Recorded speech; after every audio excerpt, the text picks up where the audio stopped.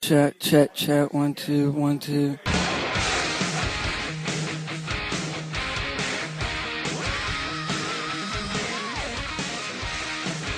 Good evening, Greenhorns, and welcome to the Road to Wrestling School. The HOV to the HOP. HOP, of course, standing for the House of Pain, Neil Superior, Professional Wrestling Training Center in beautiful downtown Hagerstown, Maryland. I'm Grizzly Duncan McBain, also known as Grizzly Joe Grasso. And I'm Hamish Stewart. And we're literally on the road to wrestling school, and we're going to let you listen in on the conversation. How are you doing this week, Hamish? Welcome back to the podcast. And welcome back to you, to the tag team of terror right here. I'm very happy to be back with my tag team partner, Grizzly Duncan McBain. I sent you a monologue last week. I have not listened to it yet. It's all right. It's okay. It's not bad. Mine was amazing. Yeah, I haven't got to yours yet. I have another one because you missed me out again. I did. Messed up, man. Got all messed up. Got all twisted, turned around there. Had some issues. Hey, man, that's all right. We're back in action. Here's your update on my fitness thing. Yeah, all right. Changing up the macros, putting more calories in, and then next 2 years is the year of growth. Going to build out these muscles. I'm down to 6% body fat. Now it's time to put the muscle back on, baby. Jesus. I know, right? Don't you wish you could never be like this? God, I hate it. The worst. But yeah, like feeling 110% body fat. I don't know if that's possible. I did. Well, I did it. So. Oh wow! So I lived there we most go. of my life that way. You did it. It's quite nice. I had McDonald's for lunch. It was wonderful. McDonald's for lunch is wonderful. Well, it is at first, and then Then 30 minutes after, you're like, why did I do that to myself? Like, yeah, there were in a salt coma right now. 2 times over the weekend. So I went to a wedding over the weekend. Sadly, I wasn't invited to NXT to try out in Florida while I was there, but I went to a wedding in Sarasota, Florida. Very nice, fantastic wedding. But so twice I ate. I threw up my hands and went, screw this. There's absolutely no way that you can eat right and not look like a total, D-bag, and go, well, I'm only going to eat 5 of these carrots and then half of this little piece of chicken, and then the rest of it you just take back. So you ate like a human being, huh? I ate like a human being on a mission. Fantastic. On a mission, Grizz. And it's just twice during the weekend I ate, and I had to stop, and I was like, my stomach hurts. You had to stop because your stomach hurt? It hurt like a child. It hurt. I was like, oh my God, I can't even move. This hurts so bad. That's beautiful. Yeah, and it's because every time I do it, it's because the volume of food. It's not what I eat; it's the volume of it. I'm just not used to it anymore. So. Yeah, you don't know how you're like a robot that doesn't understand how the human body works. Right. You're like, oh, this is tasty. Just keep piling it in because you're a fucking weirdo. Yeah, I don't know if you heard in the podcast where I talked about how I ate 4 pieces of pie, 3 Rice Krispie treats, and a whole bowl of ice cream on Thanksgiving. I thought I was like, I'm dying. You're like Alcoholics Anonymous, people that think they can't have a drink. You're like, you can't eat pie because you're like, if I touch pie, it's like, I'm eating the whole pie now. I can't. It's very hard, and I'll say that. So I cut out sugar a long time ago in my diet. Yeah. I haven't had any just sugar in my diet. And about 3 weeks ago, I made just a sugar pie. I mean, just basically it was sugar pie. It was like a whipped cream, pumpkin whipped cream pie. It was really delicious, but it was just a literal sugar and whipped cream, and then a pie crust. And I ate 1 slice of it. And was like, oh my God, this is delish. I couldn't stop thinking about it, Joe. It was you're thinking about it. Yeah, all day long. I feel like I would taste it. I would be like, oh my God, I need to have more of this pie, and I'm like, jeez, what's going on here? It's the sugar. I'm not used to having that much sugar overload. Sugar's real tasty. Yeah, it's also, sugar's very much like a drug, too. So yes, it very much is. You eat a little bit, it's like, well, I can eat a bit more. Yeah, why not a little bit more sugar? I mean, look, it's not that much sugar. That's a whole serving, Right. Yeah, and so just keep going. Yeah, oh God, but so because a whole pie can be a whole serving. I think that's a serving. It is. It looks like a plate. Does. So I'm going to jump right at the top here. You started telling me a story about the week Last Monday when I wasn't there. The absolute best. The absolute best. So we have I've never had this much fun in training. We had some green trainees in there. I worked with them the week before. Super green. I mean, like second-class green. Right, second-class green. You know what happens? Great guys. Great guys, though. Right, two of them are veterans, so... Like veteran, like veterans as in military veterans. Right, not like vets, like they're returning. Right. Yeah. So, #Hamish was there on their first bumping night. Oh, so great. The first bumping night is like that scene in the first Matrix where Morpheus jumps and Trinity jumps from building to building, and he's like, okay, Neo, now your time to jump. And Neo's like, I can do this. And then he falls and fails. And then everybody goes, well, everybody falls in the first time. When you do your first bump, it's an eye-opening experience because you do it wrong. Every time. Everyone does it wrong. And for the first 50 times, you do it wrong until you do it once right. And then you do it wrong another 50 times. And it's the most frustrating thing in the world. Oh, and you just hate life because it hurts. It's like it's hurtful. It's not fun. Yeah, you're throwing your body down on canvas, a little bit of padding, and wood and metal. Yeah, and it's like if you imagine you hold your shirt or, kind of hold your arms up to your neck, your collarbone area, and then somebody pulls the rug out from underneath you right in front of you, and you're staring at your feet, and bam, you land on your flat back. That's your standard issue bump. It's the basis of everything. And boy, oh boy, these poor guys were put through the ringer, not knowing how to do the bumps at all. And so I'm sure their first bump, you got tailbones, you're hitting the tailbone, you're hitting the ass. It was the double bump where they hit the tailbone and then they hit the back of their head and an instant headache. This one poor guy was like, I don't think he's coming back. The bump is the thing that starts to weed people out. It does. It really does. It's like, oh yeah, this hurts. Yeah, and this freaking hurts. You have to be, you have to go crack calluses very quickly. So they were having some trouble. Bumping correctly, like we all do. Oh, they were. Now, what did you do to help them out? So what happened was somebody, like in a schoolyard, got on their hands and knees, and then the person who's taking the bump stood in front of them, like they couldn't see them. Like you'd push your friend over somebody else, and they'd fall on their back, and that was it. Just so you learn how it feels, the mechanics of kicking your feet out. But so I was the pusher. I got to push the people. Oh, good. Over the person who was bending over. So you got to shove the green trainees. Oh my God, I've never had this much fun in my entire life. It was like almost going back to high school again, but it was awesome. It was like so they get down and they would, because you don't. All right, so here's my thought process because I'm a horrible human. You don't want them to get ready and tense up, because when you tense up, then, oh, God, it all goes to hell, and you mess yourself up. So in my mind, I was like, all right, we're not going to give them a chance to tense up. I'm going to catch them by surprise. And it's always the best to take a horrific bump when you're not expecting it. I mean, really. Like, I might shatter my tailbone, but I just don't want to know. I will let you know. They literally would never have shattered a tailbone by the velocity in which I pushed them and the veracity of which I pushed them over top of poor Tommy. Oh, that's good. That's good.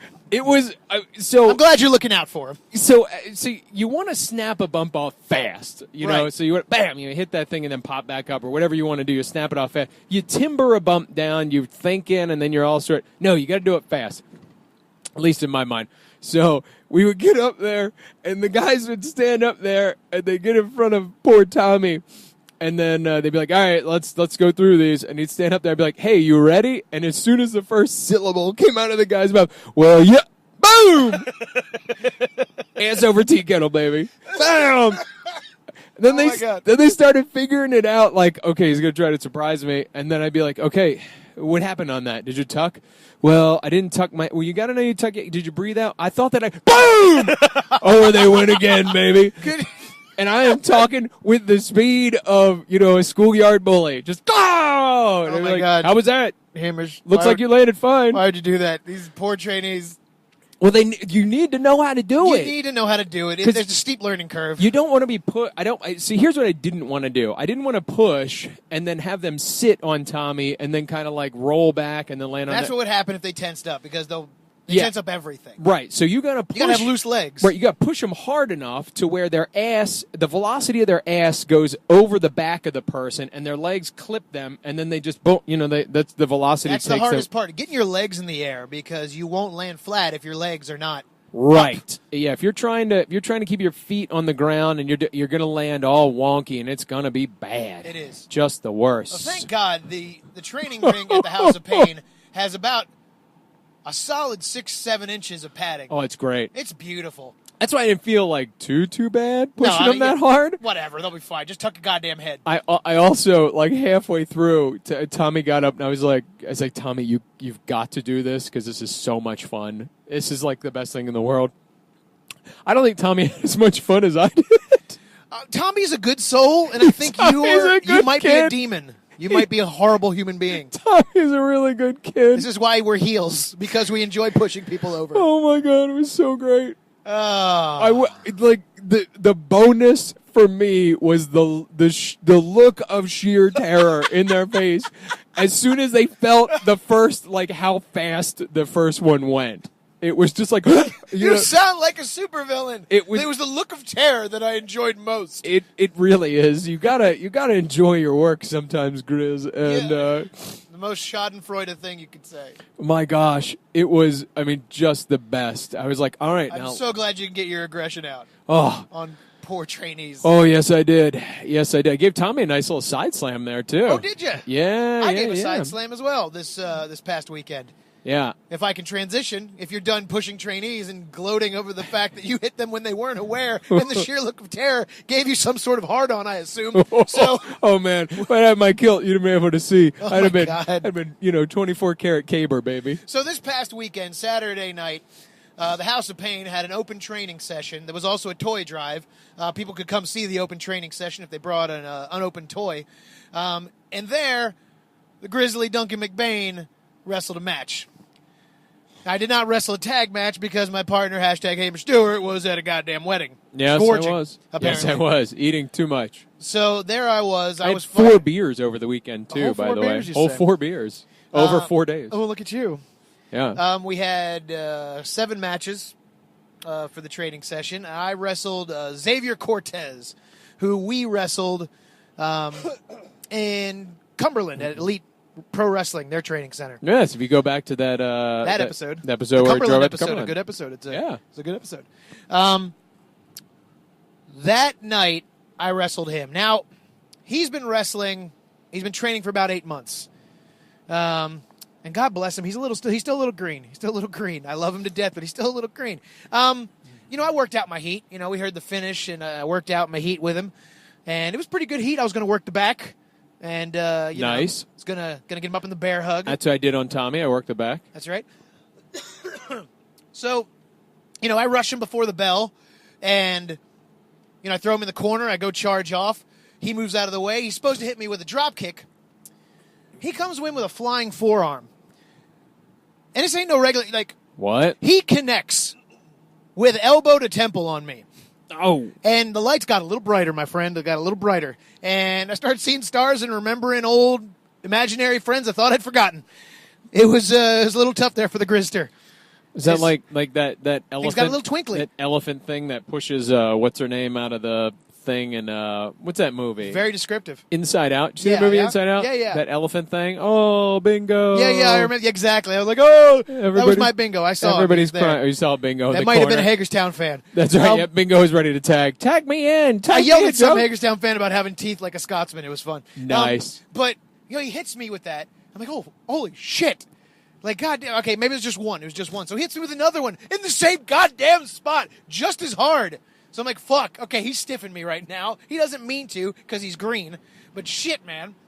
God, I want you to know, Grizz, from the last story I just told. Yes.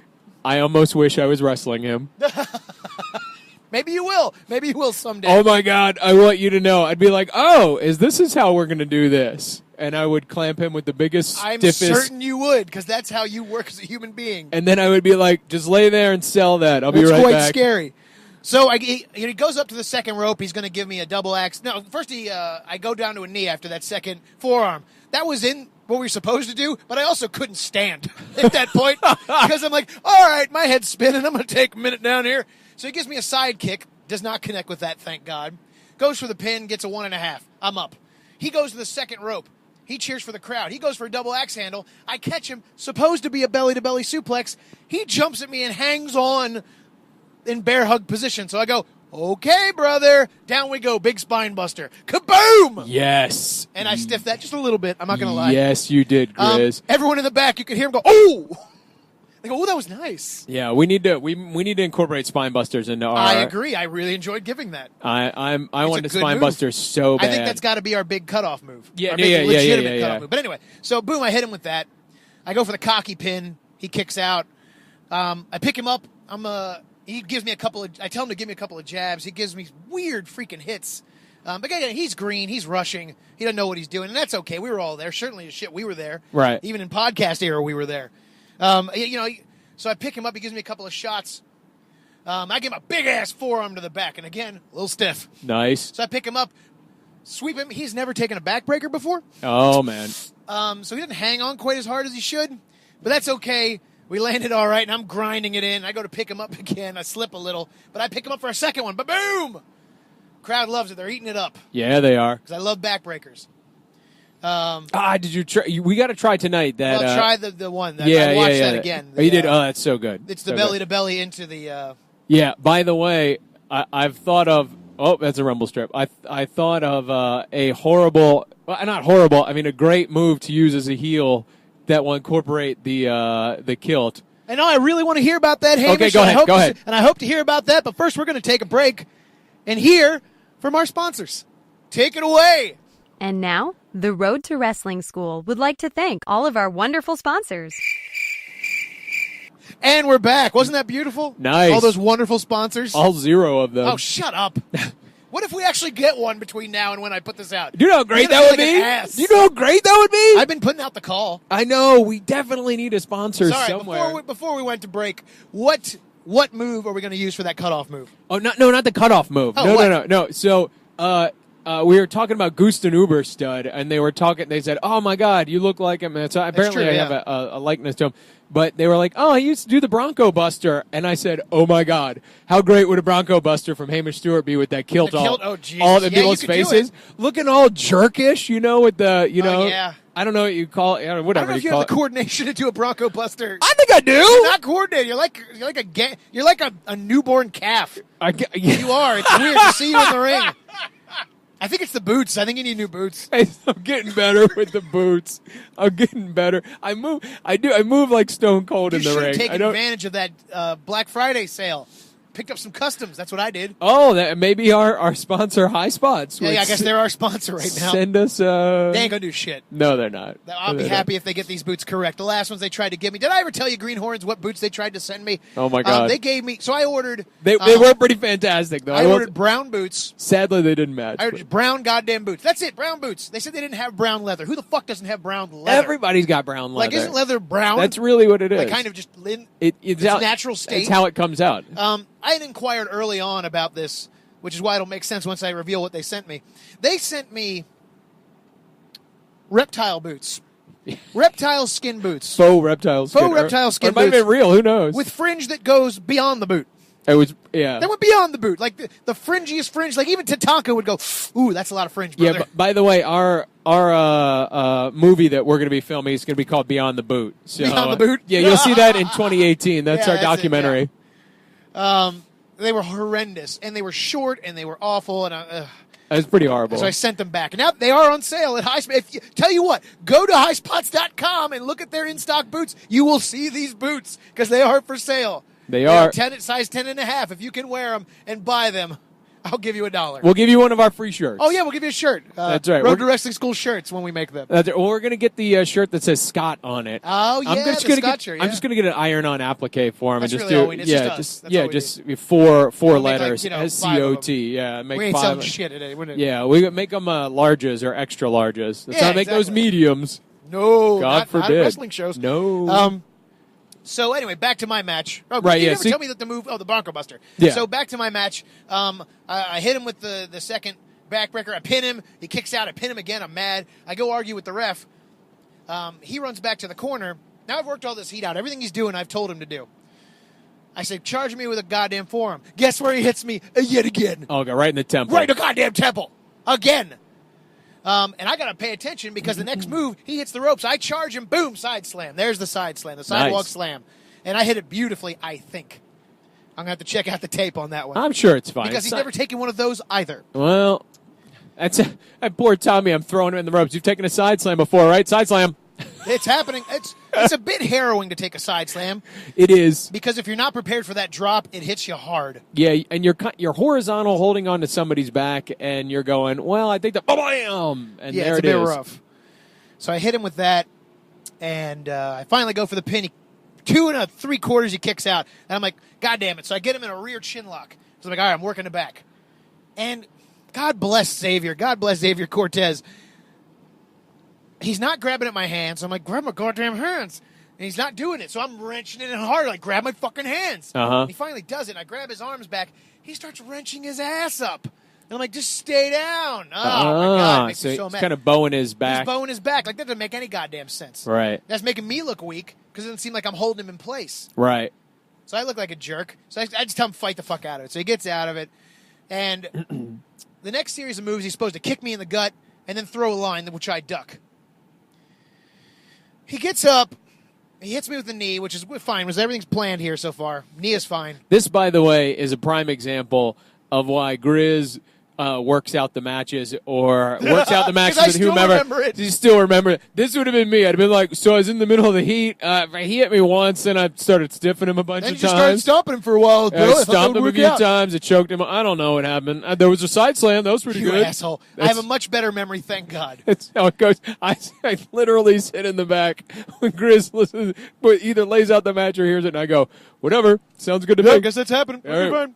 Whatever. Just give You me look like a deer in headlights when I'm explaining matches to you, and it horrifies me. Horrifies me. It horrifies everybody else.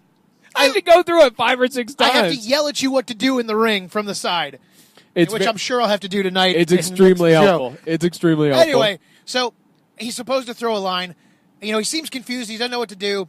And I say, throw the line. I'll duck. What do you think happens next? I'm hoping he throws the line and you duck. You know, if it would be a happy story if he threw the line. No, my friend, we both ducked.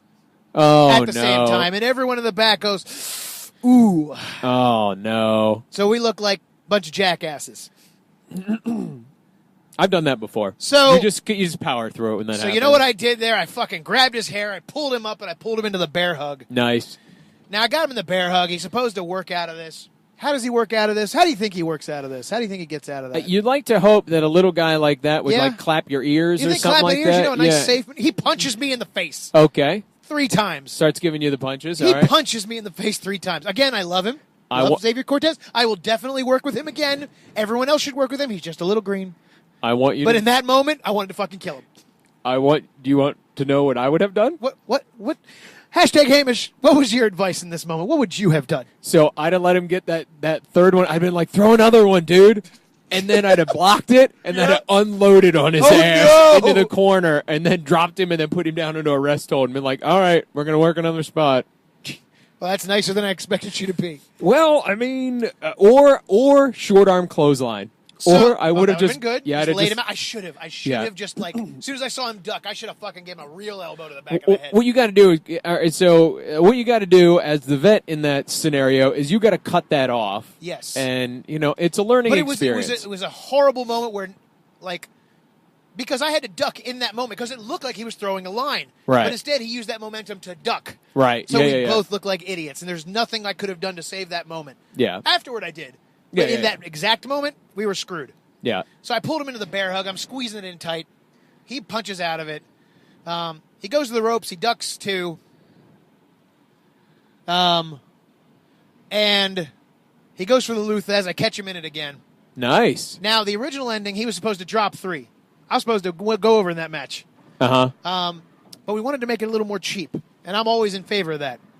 So he works out of this one again. But before he can do anything else, I fucking choke him to the ground, and I pummel him, and I bite him, and I'm not listening to the ref. DQ. Wow. Xavier Cortez goes over. That's right, man. Wow. So I come out looking like a badass. Check you out. Yeah, it was nice. It was very nice. You're just tired of this kid coming back and coming back and coming back. It's it. It's over.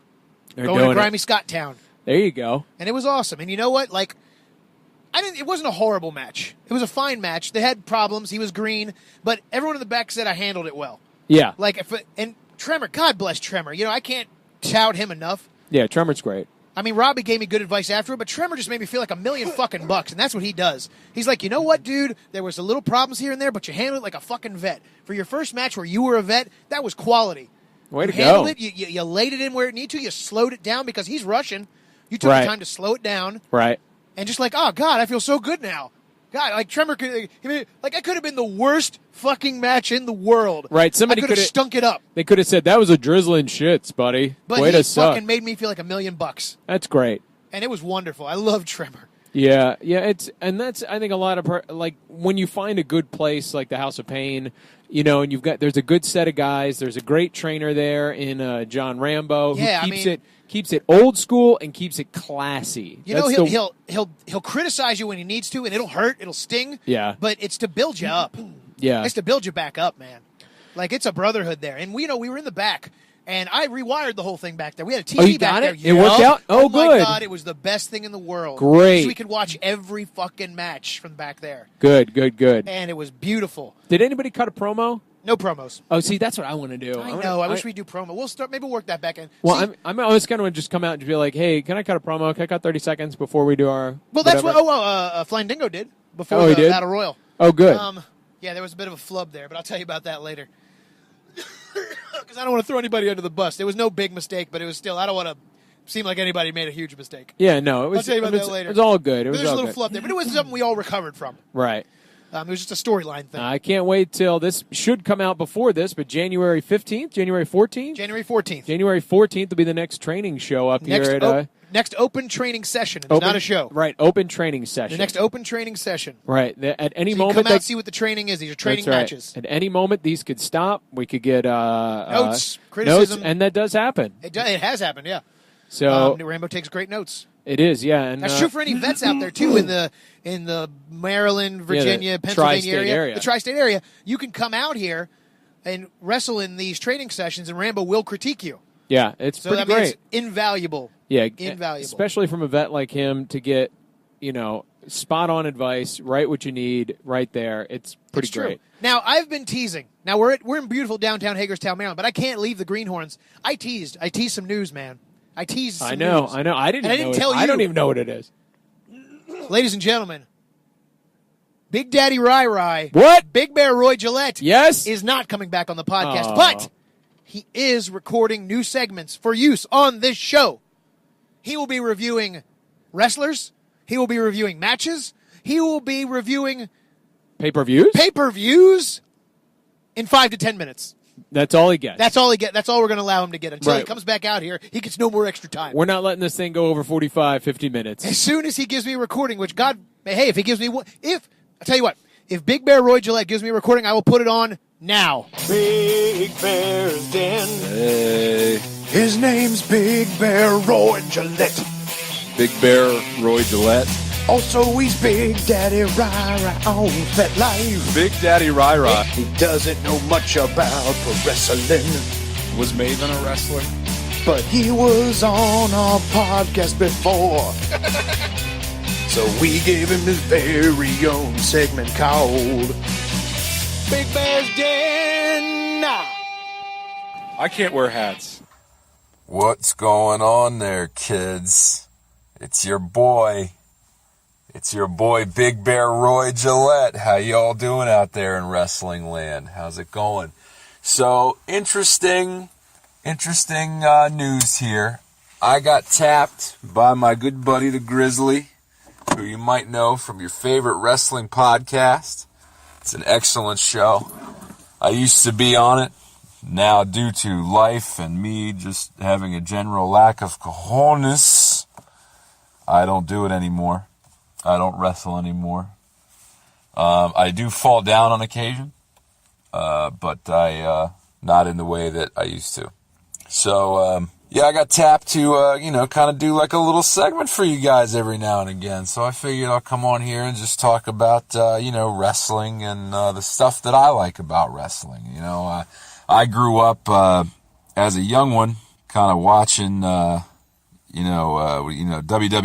Back when I was young, it was WWF. You know what I mean? And then it became WWE, and I didn't really start watching, the WWF like in the later years, right before it became WWE, until, I guess it was called the Attitude Era. You had Stone Cold, Rock. I remember Al Snow really scared me as a kid. He was one of the reasons I didn't want to watch it. I was like, oh, he's really scary. And he had a really cool gimmick. Like, the more I look back on it, I realize, that's one of the more original ones. And it was one of the ones that was just really off the wall, but still cool. I see a lot of guys now that do like Ring of Honor, and they have such strange gimmicks. I don't even know their names. I never took the time to learn them. So I guess I'm really not prepared at all. I wish I had sort of a sound of me shuffling papers. So here you go. There you go. I hope you can hear that. Papers, yes. But I don't know. You remember, like, when you were really, really young and you saw Doink the Clown and you're like, oh, man, there's a clown that wrestles. And then you watch those matches and you're like, oh, he doesn't really wrestle. And then, years later, you're like, oh, he's also like 20 different people. I feel like that's how it is now, except, people come out with all this gimmickry, but they still try to do actual wrestling matches, and you're like, nah, man, just pack it in and go home, or change it up. You know what I mean? Change up the gimmick, man. I mean, look at Sting. Sting started off as like Ultimate Warrior Light, Diet Ultimate Warrior, and then the Crow came out and bam, he had his gimmick. You know what I mean? And then he's in that movie Ready to Rumble. Remember that movie? I do. Big Bear does. Big Bear always remembers. Anyway, but nowadays, I watch a lot of old ECW. I remember when I was young, my brother was like, "Oh man, ECW's the crappy wrestling," and the production values are incredibly, incredibly low.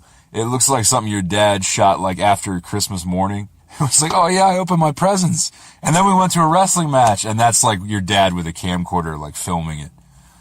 But I like a lot of those guys. Like Tommy Dreamer, who I'm gonna meet at the end of this week, so I'll probably have another segment where I talk about meeting Tommy Dreamer. I really like the Sandman a lot, so they're probably the two guys I really like. When I was young and I liked the Attitude Era, I was a big Mankind fan. I really liked The Godfather. I thought The Godfather was so cool. I'm sure if I looked back at it, I would probably not think that, but I don't know. I would rather not have my memory sullied like that. I just thought those guys were really cool. I got a respect for a lot of guys like Shane McMahon. I talk about him sometimes. Shane McMahon really goes above and beyond to get some stuff done. You know what I mean? And he really doesn't have to. I'm sure he'd be well taken care of from his dad. And even Vince McMahon, I think, does a lot of tougher stuff than he really needs to. And it's all for the, we can all say that, he's done stuff that we don't agree with. And sure, I understand that. But I think there are times when he, especially like back in the Attitude Era, when he was facing off against Stone Cold, and, he took his suit jacket off for the first time, and you were like, what is this guy made of? He looks like a piece of iron. I think that was a Rocky IV quote, and I'm really sorry about that. I didn't mean to do that. But I think, that was a pretty smart move on his part. Nowadays, I don't really know anybody. I guess you got, like, Roman Reigns. I like his look. I don't really like him very much. AJ Styles is pretty good. He's kind of the new kid on the block. He's, like, up and coming. He's doing pretty good. They wanted me to do this for like 5 minutes, and I don't... Oh, thank God. Alrighty, kids. Well, I'll tell you what. I'm going to go see a wrestling event in another week or so, and I'll come back and give you a review on that. I'll come up with some really good topics. So I think we're going to call this segment Big Bear's Den. You get it? It's like Piper's Pit, but it's a bear, and it's a den. And I recorded it in my den. Actually, I'm in my car, parked in my driveway. But you just pretend. You close your eyes and pretend. Anyway, gonna get back to the regular podcast now. Unless that's over. I don't know. Jeez, I don't really know anything. Thanks for listening, guys. I really appreciate it. Today's program brought to you by Fathead. with all their fine products. All right, I'll check you guys later. Big Bear's Den. Big Bear, Roy Gillette. That wasn't very long, was it? I'm a sad man. I told you it wouldn't be that long. Cause that's all the time we have for this segment called Big Bear's Den. I gotta find pillows for Billy's race car bed when I get home. But if he doesn't, then it didn't happen right now. That's right. But if it did, oh, that was the greatest That thing. was pretty great. Oh, my God, it was so funny. Did you hear that part he talked about the chicken? Almost felt like that was like a part out of Bill and Ted's Excellent Adventure. Wasn't it, yeah? Like when you were like, it would happen now, and then like the gun falls out of the out of the sky, That's and they're like, it's because we won. We were able to set this gun up. Oh, God, I miss him so much. He really, I wish It was pretty great. I wish it was possible to Skype him into this right now. I know. All the time. Because I just want him on the podcast. I wish he'd come out and wrestle. He's pretty great. Damn, he's just so good. Yeah. If anybody is listening to this who's Big Daddy Rai, come back out. If you happen to be Big Daddy Rai. If you happen to be Big Daddy Rai, come on out. Come on out. Be our Dom DeLuise. Yes, we need you. We submarine sandwiches need you. We'll be your submarine sandwiches to your Dom DeLuise. Well, like I said, we're in beautiful downtown Hagerstown, Maryland, so we're gonna tap out here. Remember to rate, review, and subscribe to us on iTunes. Post something. That's how we get this. We grow this thing, man. We get some sponsors. That's right. Please find us on Facebook at www.facebook.com/Road to Wrestling School /WeLikeIt.com. That's not even close to right. I mean, that's not even close. That was a sentence. I guess think. it happened. So the correct, find us on Facebook. Wow. You can find us on SoundCloud as well. Yes, you can find us on SoundCloud. That's where we originate from. You can write to us at roadtowrestlingschool@gmail.com. You got comments, you got reviews for us, you got questions you want to ask, you want to sponsor us, you can find us there. That's right. We will shamelessly plug whatever the hell it is you want to sponsor. Whatever you want. We will work out a price for you that's reasonable. Could be underwear, it could be lumber, it could be gasoline. I don't care what it is. That's right. Guess what? You're getting the push. Hey, maybe we'll set up one of those like Amazon things. That might be nice. Oh yeah, there we go. Yeah. Or we'll do one of the pledge things. We'll do Patreon at some point. We'll do something, but we won't do anything. No, we won't. No, it's all right. Whatever. Hey man, keep the faith, brothers. I'm Grizzly Joe Grasso, also known as Grizzly Duncan McBain. And I'm #Hamish Stewart. Keep the faith, brothers. We'll see you down the road and in the ring. That ending sounds good. I like that.